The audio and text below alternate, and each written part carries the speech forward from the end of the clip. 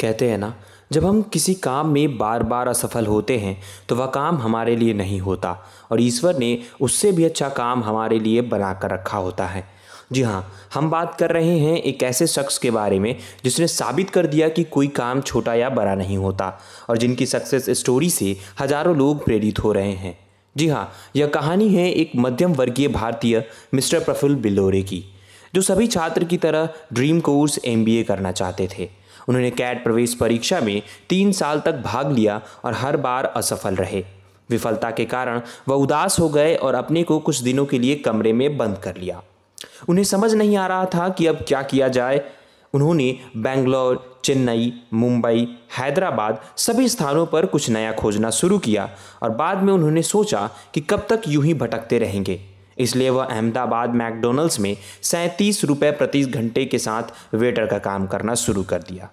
McDonald's में 4 महीने काम करने के बाद उनका प्रमोशन हुआ और वह असिस्टेंट मैनेजर बन गए। फिर उन्होंने सोचा लोगों की परछाई बनने से अच्छा खुद की कोई पहचान बनाई जाए। तभी मिस्टर बिलोरे के दिमाग में एक बात आई कि चाय एक ऐसी चीज़ है जो पूरे भारत में प्रसिद्ध है और चाय लोगों को काफ़ी पसंद भी आती है। वह एक संपन्न परिवार से थे, चाहते तो 15-20 लाख रुपए लगाकर अपना एक कैफ़े खोल सकते थे, परंतु उन्होंने ऐसा नहीं किया क्योंकि उन्हें अपनी खुद की पहचान बनानी थी। तब उन्होंने एक चाय के स्टॉल से शुरू करने का सोचा और स्टॉल स्थापित करने के लिए उन्होंने अपने पिताजी को फ़ोन करके 15,000 रुपये मांगे और झूठ बोला कि वह एक कोर्स करना चाहते हैं। उनके दोस्त उन्हें डिमोटिवेट कर रहे थे, लेकिन उन्होंने किसी की भी नहीं सुनी, अपने जिद पर अड़े रहे। प्रफुल्ल ने चाय बनाने के सारे बर्तन खरीद लिए थे। बारी थी एक स्टॉल लगाने की। जितनी आसानी से यह कहानी आपको बताई जा रही है, उतना आसान नहीं था प्रफुल्ल के लिए रोड साइड में वो छोटा सा चाय का स्टॉल लगाना। उन्हें करीब 50 दिन लगे साहस जुटाकर एक स्टॉल ओपन करने में। फिर उन्होंने स्टॉल लगाया और जैसा सबके साथ होता है, पहले दिन चाय अच्छी नहीं बनी और कोई ग्राहक भी नहीं आया। दूसरे दिन उन्होंने सोचा यदि ग्राहक नहीं आ रहे तो उन्हें स्वयं ग्राहक के पास जाना चाहिए। वह बहुत विनम्र तरीके से लोगों के पास जाकर चाय परोस रहे थे और अंग्रेजी में शुभकामनाएं दे रहे थे। इसलिए सभी सोचते कि वह लड़का कौन है जो अंग्रेजी में बोलता है और चाय बेचता है। दूसरे दिन उन्होंने 300 रुपये की कमाई की। उनका व्यवसाय आगे बढ़ रहा था, जिस कारण उन्होंने अपनी नौकरी छोड़ दी।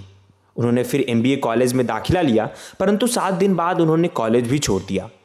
कहते हैं जब आप प्रगति कर रहे होते हैं तो आपके प्रतियोगियों को ईर्ष्या होने लगती है और वह आपको गिराने की चेष्टा करता है। तो यही प्रफुल्ल बिलोरे के साथ भी हुआ। वैसे MBA चाय वाला के बीच कोई प्रतिस्पर्धा नहीं थी, परंतु एक चाय विक्रेता ने उनकी शिकायत कर दी, जिससे उन्हें 2 महीनों में अपना स्टॉल हटाना पड़ गया।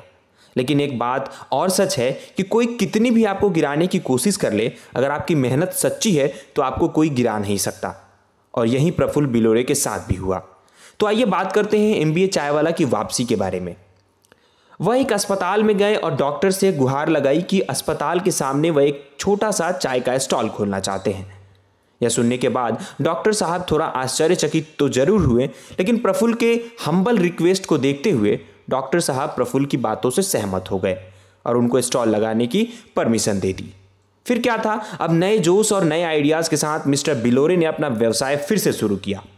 उनकी दुकान यूनिक थी, परंतु उन्हें अभी तक अपनी दुकान का नाम नहीं रखा था।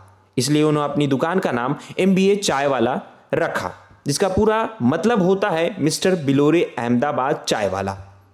अब MBA चाय वाला मशहूर हो गया था। उन्होंने सिर्फ 2 साल में ही 150 से 200 इवेंट किए। अब MBA चाय वाला एक नेटवर्किंग हब बन गया है और आज देश के बड़े और इनोवेटिव स्टार्टअप में MBA चाय वाला को गिना जाता है। आपको बता दें कि MBA चाय वाला अब पूरे देश के विभिन्न शहरों में अपना यूनिट्स भी खोल चुके हैं। तो दोस्तों, आज के वीडियो में बस इतना ही। कमेंट में जरूर बताएं कि प्रफुल्ल बिलोरे का ये स्टार्टअप आपको कैसा लगा। साथ ही साथ ये वीडियो आपको पसंद आती है तो वीडियो को भी लाइक जरूर करें। साथ ही साथ चैनल पर नए हैं तो चैनल को सब्सक्राइब जरूर कर लें। मिलते हैं किसी और वीडियो में, तब तक के लिए नमस्कार।